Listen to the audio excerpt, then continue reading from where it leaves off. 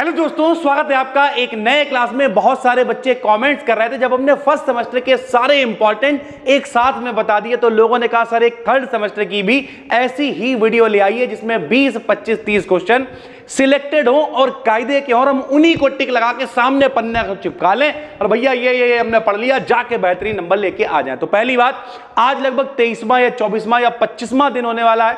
ज्यादातर चीजें हम आपको पढ़ा चुके हैं और आने वाले 10, 12, 15 वीडियोस के अंदर पूरी केमिस्ट्री आपकी खत्म हो जाएगी।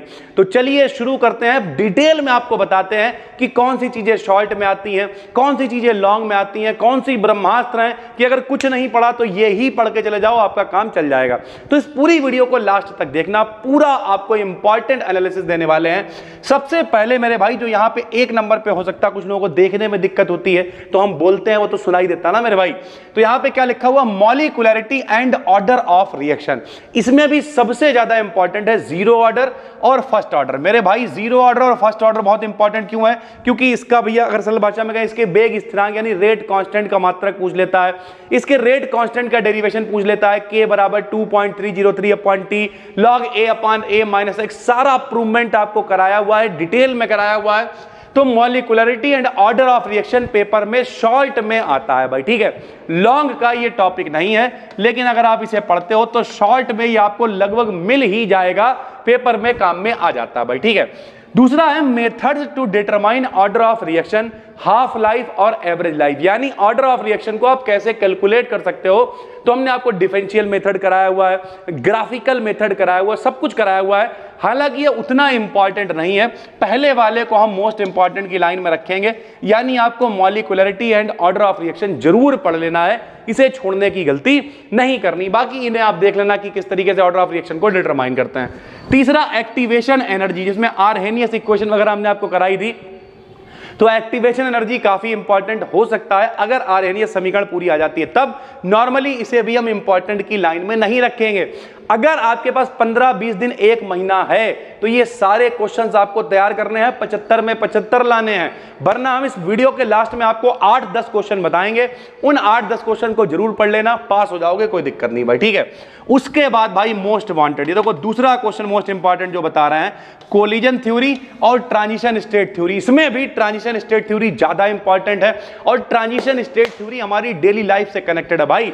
जिंदगी में ट्रांजिशन तो होता ही है। जैसे कभी हम कोयला फोड़ के दीवार पे पोत के पढ़ाया करते थे, फिर हमने व्हाइट बोर्ड ले लिया, फिर हमने ग्रीन बोर्ड ले लिया, फिर अलग अलग तरीके के बोर्ड आते रहे, फिर ये डिजिटल बोर्ड आ गया, कल को कुछ और टेक्नोलॉजी आएगी, उसे अडॉप्ट करेंगे। यानी ट्रांजिशन तो जिंदगी का नियम है भैया, change is the law of nature. प्रकृति में अगर रहना है तो परिवर्तन तो होता ही रहता है। तो transition state theory most important है, पढ़ा चुके हैं। आपको ना मिले डिस्क्रिप्शन में प्लेलिस्ट है, वरना सर्च कर लिया करो टॉपिक ट्रांजिशन स्टेट थ्योरी बी डिकेडियन आ जाएगी। ज्यादातर बीएससी के टॉपिक आपको जो ना मिले आप सर्च करो, आपको मिल जाएंगे, क्योंकि ज्यादातर टॉपिक हमने पढ़ा रखे हैं भाई, ठीक है। तो कोलिजन थ्योरी और ट्रांजिशन स्टेट थ्योरी बहुत इंपॉर्टेंट है, इसमें भी ट्रांजिशन वाली बहुत इंपॉर्टेंट है। तो दूसरा क्वेश्चन आपको यह तैयार करना है। उसके बाद मेरे भाई बार्नट half reaction, law of mass action और ला-सातेलिए का नियम। इसमें सबसे ज्यादा इंपॉर्टेंट है बार्नट हाफ रिएक्शन। बार्नट हाफ रिएक्शन के बारे में पूछा जा सकता है, फिलहाल हम इसे अभी इंपॉर्टेंट की लाइन में नहीं रख रहे हैं। क्वेश्चन तो यहां जितने लिखे हैं ये सब इंपॉर्टेंट है, लेकिन मोस्ट इंपॉर्टेंट की बात करें तो पहला question molecularity and order of reaction, जिसमें जीरो ऑर्डर फर्स्ट ऑर्डर जरूर पढ़ना है।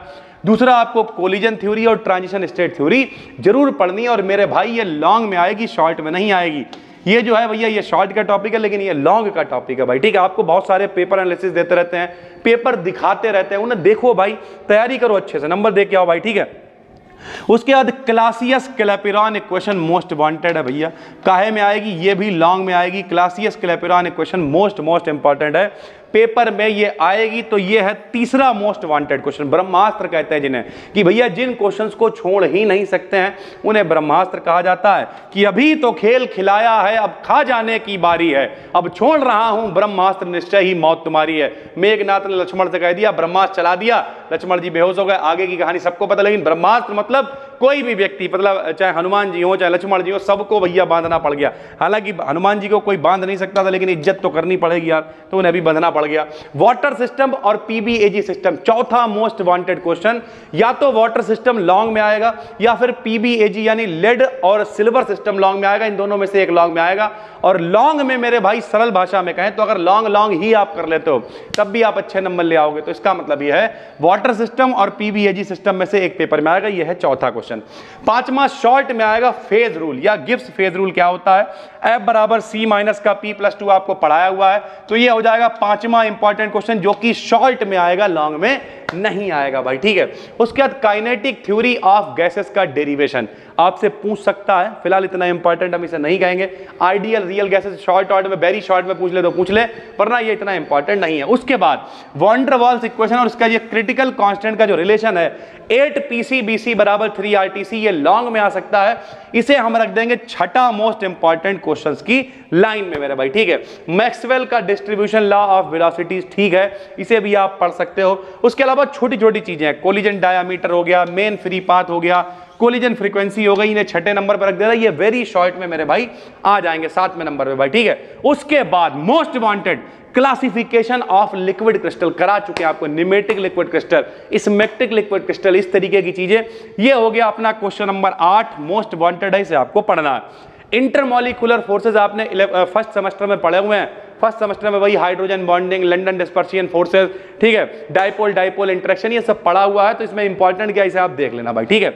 बर्नर की थ्योरी 9वें नंबर पर रख रहे हैं, मोस्ट इंपॉर्टेंट है। बर्नर की थ्योरी भी लॉन्ग में मिलेगी, कल परसों वाली वीडियो में ही बर्नर की थ्योरी गई है, आपने देखी हुई होगी। लॉन्ग में आपको बर्नर की थ्योरी मिल जाएगी, आप आराम से कर सकते हो। कीलेट्स को भी हम समेटे ले रहे हैं, 10वें नंबर पर रख के दे रहे हैं। कीलेट्स भी शॉर्ट का टॉपिक है, आने वाले 1-2 दिन के अंदर आपको मिल जाएगा भाई, ठीक है।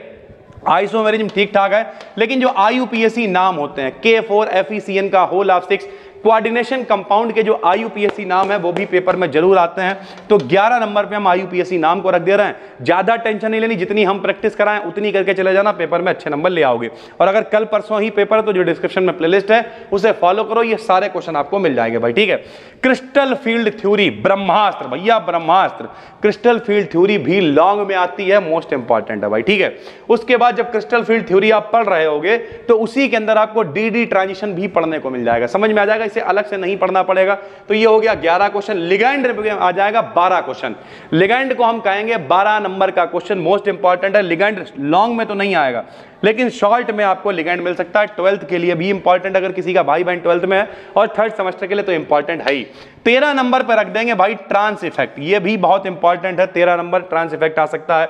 उसके अलावा ऑर्गेल जो डायग्राम बनते हैं इन्हें 14 नंबर पर रख दे रहे हैं। और उसके अलावा LS कपलिंग को रख दे रहे हैं हम 15 नंबर पे भाई, ठीक है। मैग्नेटिक ससेप्टिबिलिटी है, मैग्नेटिक प्रॉपर्टीज है कि किसमें भैया इलेक्ट्रॉन जोड़े में है, डायामैग्नेटिक कौन है, पैरामैग्नेटिक कौन है, इन्हें रख दे रहे हैं मेरे भाई 16 नंबर पे, यानी थोड़ा आप इसके बारे में जानकारी ले सकते हो। सरल भाषा में ये जितने भी क्वेश्चंस हमने आपको दिए हैं ये आपको PDF तो हम दे ही देंगे टेलीग्राम चैनल पे, BDKDN अपना जो चैनल है BSc, वहां पे PDF दे देंगे सारा, एक दिन बैठ के जितने भी नोट्स इकट्ठे करके सब डाल देंगे। बस टेलीग्राम चैनल को ज्वाइन कर लेना। अभी वहां पे उसका इस्तेमाल हम लोग ऐसे कर रहे हैं कि जो भी वीडियोज आती हैं वो वहां पे शेयर कर दी जाती है भाई, ठीक है। तो टेंशन बिल्कुल नहीं लेनी है।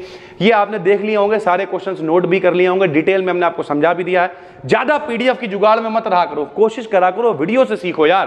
पेन और पेपर लेके बैठे देख रहे हैं सर जी ने ये इंपॉर्टेंट बताया, ये इंपॉर्टेंट बताया, उसके बाद भैया लगाया या फिर ले स्क्रीनशॉट ले लिया और उसके बाद लगा दिया सामने मेज के, चिपका दिया, हमें इतना सब पढ़ना है। थोड़ा जोश लेके आओ यार, वो वाला मामला नहीं कि खाली डिग्री इकट्ठी करने जा रहे हैं, पैसा दे दिया डिग्री ले ली, ऐसा नहीं करना है मेरे भाई। पढ़ना है मन लगा के, कम से कम कल को किसी को पढ़ाने की नौबत आए पढ़ा तो सकते हो ना मेरे भाई।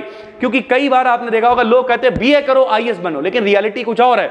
ज्यादातर लोग वो लोग IAS बन रहे हैं जो BTech वगैरह करे हुए हैं। क्यों? क्योंकि बात BA का सिलेबस IAS में आता उससे मतलब नहीं है।